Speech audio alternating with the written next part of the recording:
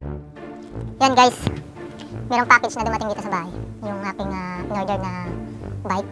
So, tignan natin kung maganda siya. Kakagaling lang sa trabaho, so hindi pa ako nakabihis.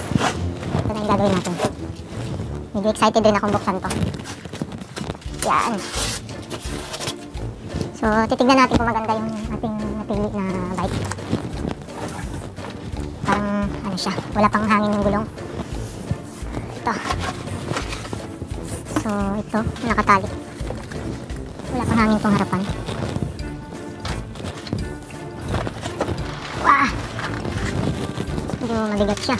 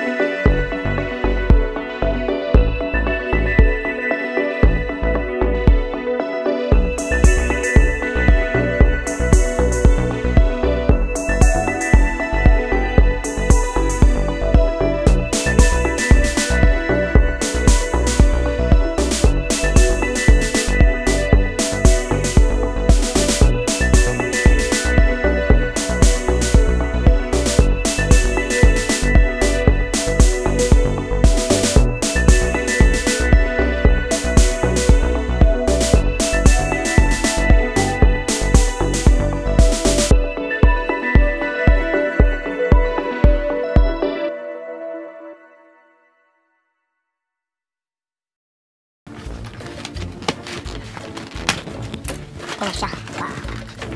Napakaganda ng kanyang shock, guys. Napakaganda. Panalo yung shock.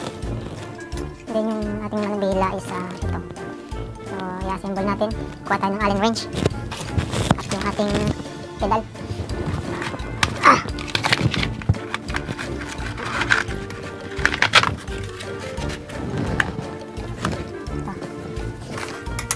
Napakaganda rin ng upuan, guys. Matigas ito. Kuha tayong Allen wrench. Kakabit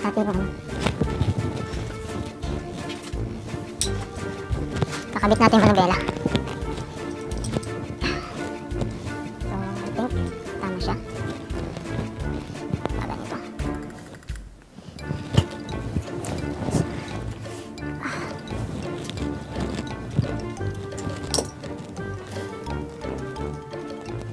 Assemble natin. Parang maliliit yung tornilyo niya, pero okay lang, nakakalak naman. Tugutom na pa. Yun, grabe. So, tingnan natin kung paano mag-set up nito. Ganito siya. Maganda siya, guys. Napakaganda ng bike na ito.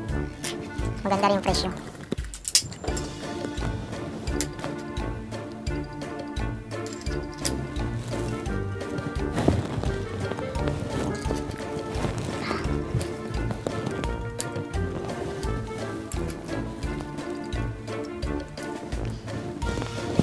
So yung hangin sa harapan, punta tayo dun sa company, nahanginan natin siya kasi wala tayong hangin dito eh.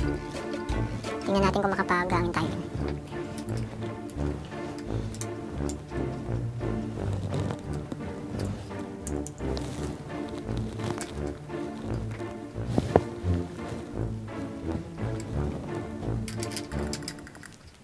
So, ito na siya guys. Ikakabit lang natin yung gulong. Yung gulong, napakaganda ng gulong niya. That's Maxxis yung gulong natin. So, I think okay na to. Yung adjust natin ng kanyang ganito lang siya. Manubela. Ito. Tama ba? Tabi-butong na ako. I think okay. So, higpitan natin konti.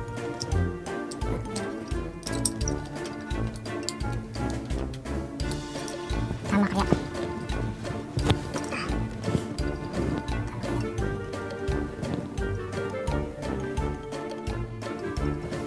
Hindi ko alam kung tama eh.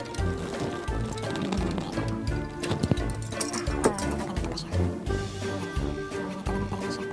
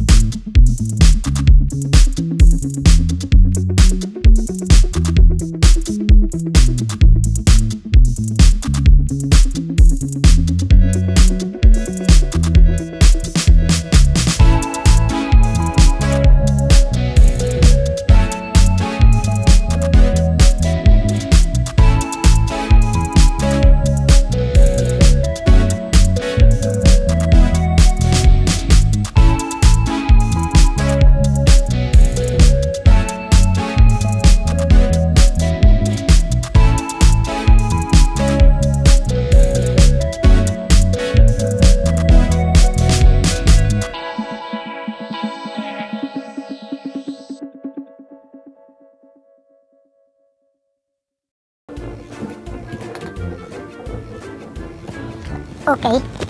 Ang next natin is yung gulong. So, sabihin na natin itong VMX. Hindi siya magkasya dito eh. Okay. Ito. Babalik na rin natin.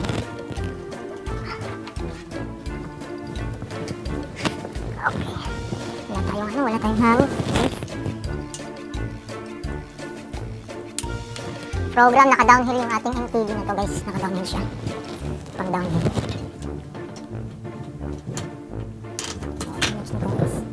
Ganyan lang, napaka-easy siya i-assemble.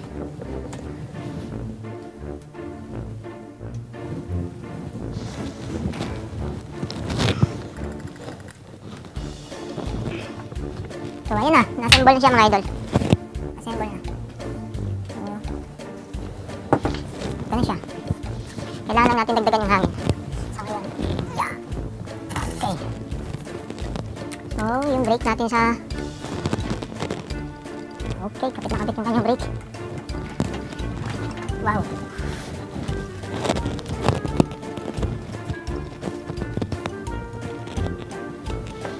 So, okay na siya. Napaka-forma, guys. Ang angas naman. So, ayan. So, lalagyan na natin yung kanyang front na tire. Kasi malambot masyado. Kontra dito sa likod. So, then, Sana nagustuhan ninyo mga kasenpai ang ating video ngayon at kung bago ka sa aking channel, huwag kalimutan mag-like, share at subscribe para updated kayo sa bagong video ni Ilonggo Japan Vlogs. Thank you so much mga kasenpai!